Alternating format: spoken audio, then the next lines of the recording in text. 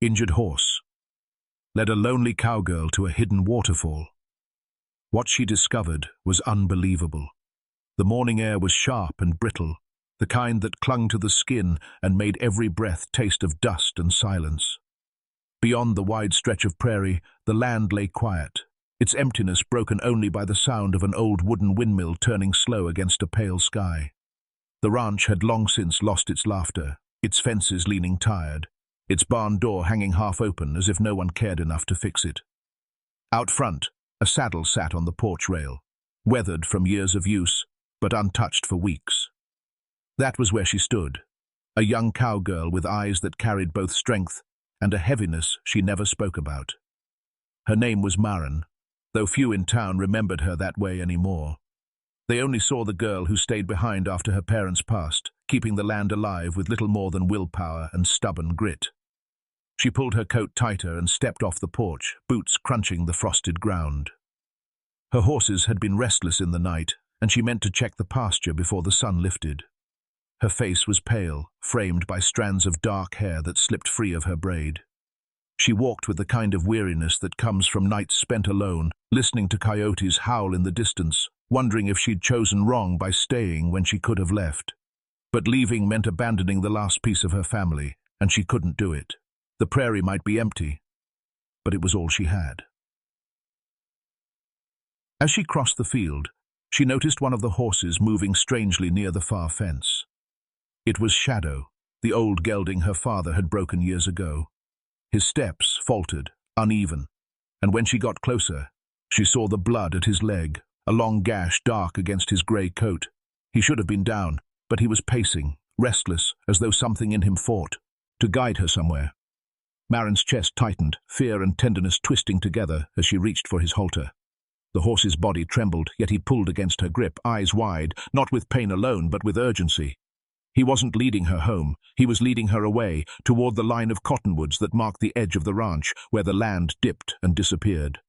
She hesitated, her breath caught in her throat. In the stillness of the morning, she felt it. Something waited out there, hidden, calling her into the unknown.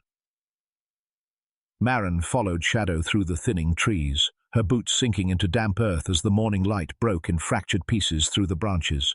The horse limped ahead, but his urgency never slowed, his ears flicking back as if checking she was still behind him. Her chest ached with worry for him, yet she couldn't ignore the pull of his movements. Something was waiting, though she didn't know if she was ready to face it. She had lived too long trying not to feel, pushing the weight of her own memories into the dark corners of the ranch house. But now, in the silence of the cottonwoods, there was no hiding from it. At the bend of the creek, Shadow stopped. His body quivered, his breath rough, but his gaze was fixed. Marries followed the line of his eyes and saw what lay just beyond the reeds. A figure, curled small against the rocks, half hidden in mud and moss. At first, she thought it was only discarded clothing or a bundle left behind, but as she stepped closer, the truth struck her like a blade. It was a girl, no older than 15, her face pale and streaked with dirt, her dress torn at the seams. She didn't move, not even when Marries' shadow fell across her. Only her eyes opened, wide and hollow, the kind of eyes that carried more silence than a scream ever could. Marries froze. Every instinct in her screamed to step back, to walk away, before she became part of something she couldn't undo. She knew too well what it meant to carry someone else's burden, to take in pain you didn't cause but couldn't set down once it was in. Your hands. A memory pushed against her chest, sharp and sudden. The night her father staggered home with blood on his shirt after a bar fight. She had been 12, holding a wet cloth in trembling hands as he collapsed into a chair. He never asked her to care for him, but she did. She always did. And when her mother passed soon after, it had been Marries again who kept the family together until the pieces slipped through her fingers. The girl by the creek blinked, her lips moving without sound. She looked both fragile and stubborn, the way someone looks when they've been hurt so deeply that silence becomes their only shield. Marries felt the weight of her choice pressing down like the sky itself. She could leave, pretend she never saw her, walk back to the ranch and carry on with her quiet, empty survival. Or she could kneel, reach out, and take on a responsibility that might break her again. Her hand hovered in the cold air, trembling, before it finally lowered. She crouched beside the girl, not touching, only waiting, her voice a whisper that almost vanished in the wind. "You're safe now." The words were heavy, a promise she wasn't sure she could keep, but in that moment, she made the decision anyway. She would not walk away. Maren half carried the girl back toward the line of cottonwoods, Shadow limping behind them with a faint snort of pain. The girl was light, too light, her body stiff as if she didn't trust the arms that steadied her. She hadn't spoken a word, yet her silence spoke louder than any confession. When they reached the shelter of a fallen log, Maren eased her down gently and tried to meet her eyes. The girl turned away, her shoulders curling tight as though she expected a blow. Maren's pulse thudded in her ears. She had seen that kind of fear before. It was carved into her own skin when she was younger, in the nights her father's anger had broken dishes against the wall, and she'd hidden in the barn until the shouting stopped. She recognized the way a child could fold herself small, like disappearing was the only way to survive. The girl's wrist shifted and Maren noticed the raw skin around it, bruised in a circle. Rope burns. Her breath caught. Whoever had left her here hadn't been careless. They had meant to bind her, to discard her like an animal no longer useful. For the first time, the girl whispered, her voice so fragile it barely reached Maren's ears. "They'll come back." Maren stilled. The words carried weight, the kind that didn't need explaining. Whoever they weren't far. The girl's eyes flicked to the trees, then to the horse, and then back to Maren, as if silently pleading her not to leave her alone when the shadows returned. A crack echoed from deeper in the woods, a branch snapping under a heavy boot. Maren's stomach tightened. Shadow raised his head, ears pinned, nostrils flaring. The land that had always felt empty now felt watched, every silence too sharp, too deliberate. Maren leaned closer, lowering her voice. "Who's coming?" The girl shook her head, tears slipping though she bit her lip hard to stop them. "My father. And his men." The words dropped between them like stones. Maren's heart twisted, rage and pity warring inside her. She knew men like that. Hard, cruel men who treated flesh like property, whose power was built on fear. If the girl was right, then they hadn't abandoned her for good. They had left her broken, but planned to return and claim her again. The crackling of brush grew nearer, deliberate now, not the random noise of wildlife. Maren's breath quickened. She had no gun with her, only the knife at her belt. The girl gripped her sleeve with sudden strength, eyes wide with terror. Maren glanced at the horse, then back at the girl. She could walk away, hide herself, leave this child to her fate. No one would know. But she felt the choice tighten around her like a noose. The threat wasn't just close, it was closing in. And if she stayed, she knew she was no longer only fighting for her own survival. Maren led the girl back to the ranch under the cover of dusk, Shadow hobbling behind them with slow determination. She kept glancing over her shoulder, half expecting to see figures slipping through the cottonwoods, but the woods stayed still. By the time they reached the barn, the girl's legs trembled so badly that Maren had to steady her by the arm. Without words, she guided her inside, spread fresh hay in a corner, and wrapped her in an old quilt that still smelled faintly of cedar. The girl didn't speak, but her eyes followed Maren with quiet desperation, as if watching for proof that this shelter was real. The first days were quiet. The girl ate only when food was set in front of her. She barely slept, her eyes snapping open at the faintest creak of wood. Maren didn't press with questions. She remembered too well how silence could be its own armor, and how words, if forced, could feel like knives. Instead, she gave her small tasks, passing nails while fixing the fence, fetching water from the pump, holding the lantern steady while Maren tended Shadow's wound. Slowly the girl's hands steadied, her breathing less jagged. Trust wasn't spoken, but it built itself like hidden roots under the soil. One evening, when the horizon burned orange, Maren carried out her father's old rifle. She set a tin can on the fence post and placed the gun gently into the girl's hands. The weight startled her, her small shoulders stiff, but Maren stood close, guiding her grip, steadying her aim. The first shot rang clumsy and wide, startling a crow from the field. The girl flinched, nearly dropping the rifle, but Maren caught it, her hand resting firm over hers. She whispered only one word: "Again." By the third shot, the can spun from the post. The girl's face softened, almost a smile flickering through her exhaustion. That night, as they sat by the lanterns, Maren's glow, Maren rolled up her sleeve without a word, showing the pale scar that curved across her forearm. The girl's eyes lingered there, questions unspoken. Maren didn't explain in detail, but her voice was low, even. "People can hurt you, and still call it love. Doesn't mean you have to believe them." The girl's gaze dropped, her quilt pulled tighter around her, but for the first time her lips parted. She didn't tell her story, not fully, but she lifted her wrist just enough to show the bruised circle Maren had already seen. That was her answer. In the silence that followed, something passed between them, recognition, fragile and wordless. They were two lives scarred by different hands, yet carrying the same shadows. For a moment, the world outside, with all its threats and menacing footsteps, seemed far away. In that quiet barn, with the sound of Shadow's steady breathing nearby, it felt almost like peace, fragile but real, a stillness before the storm that both of them knew was coming. The storm broke just before dawn.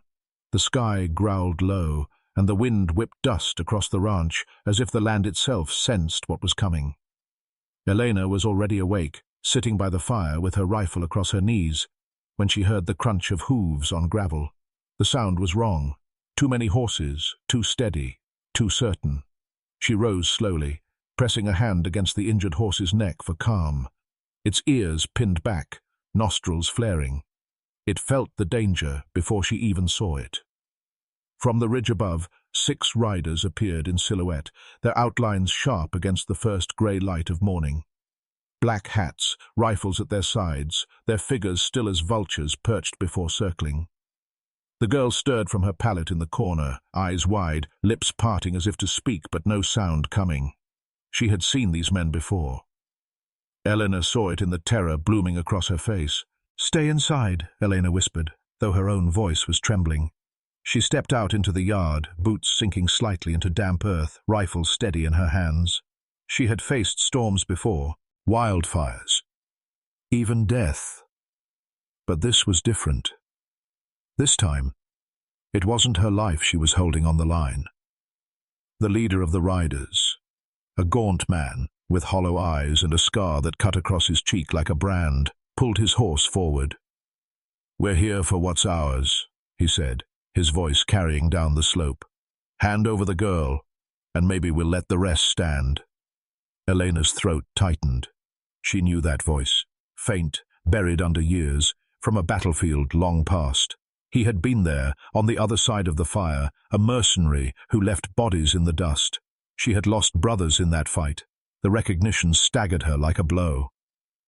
"I don't think so," she said, lifting the rifle. The standoff stretched long, the silence broken only by the restless shuffling of horses. Then a crack of thunder rolled across the valley, and the first shot rang out. Elena fired, the sound echoing off canyon walls. Chaos erupted. The men split, circling the cabin like wolves. Bullets tore through the air, shattering wood, whistling past her ears. Elena ducked behind the water trough, firing back, each trigger pull echoing with raw defiance. Inside, the girl pressed herself against the wall, tears streaking her face. She looked toward the door as if every bullet were tearing at her own flesh. One of the riders dismounted, creeping low along the side of the barn. Elena caught the movement, swung her rifle, but her shot jammed. Panic flared. The man lunged forward, revolver raised, when suddenly a shadow surged behind him. The injured horse, bleeding but defiant, had broken free of its tether. With a savage kick, it sent the gunman sprawling. The girl's scream finally broke free, not of fear, but of warning. Elena spun, tackled the rider before he could rise, and wrestled the revolver from his grip. Her breath burned, her heart pounding so loud it drowned the storm. But the leader, Obese, still sat his horse on the ridge, calm, untouched. He lifted his rifle slowly, eyes locking with hers. She knew he meant to end it. Without hesitation, Eleanor stepped fully into the open yard, her body shielding the cabin door, her figure framed against the storm. "You'll go through me first," she called, her voice steady at last. For a moment, the world held its breath. Then he smiled, cold and thin, and raised his rifle higher. The gunfire stopped as suddenly as it had begun. Smoke hung over the yard, twisting in thin, ghost-like ribbons. Horses stamped nervously in the mud, their riders broken or scattered. Two lay unmoving near the trough, another had fled into the scrub. The storm rolled overhead but gave no rain, only the sound of thunder retreating like drums in the distance. Eleanor stood in the open, chest heaving, her rifle limp in her grip. The scarred leader still sat on his horse at the ridge, his eyes burning into hers. For a heartbeat, she thought he would fire, finish what he started. But instead, he lowered his weapon, lips curling into something between respect and hatred. With a sharp tug on the reins, he turned away. His horse carried him back into the shadows of the canyon, leaving only silence behind. The yard was still. Too still. Elena's hands trembled as she lowered her rifle, her boots dragging through wet soil as she stepped toward the cabin. Behind her, the injured horse whinnied, sides lathered with sweat and streaked with blood, yet still standing. The creature had fought as fiercely as she had, refusing to fall. She placed a hand against its flank, whispering a shaky thanks, before moving to the door. Inside, the girl sat huddled against the wall, knees pulled to her chest, eyes wide and glistening. When Elena appeared, whole and alive, the girl released a sound, not words, just a soft sob that carried more weight than anything spoken. Elena knelt down, pulling her into an embrace that neither had expected but both desperately needed. For the first time, the girl's body did not stiffen at touch.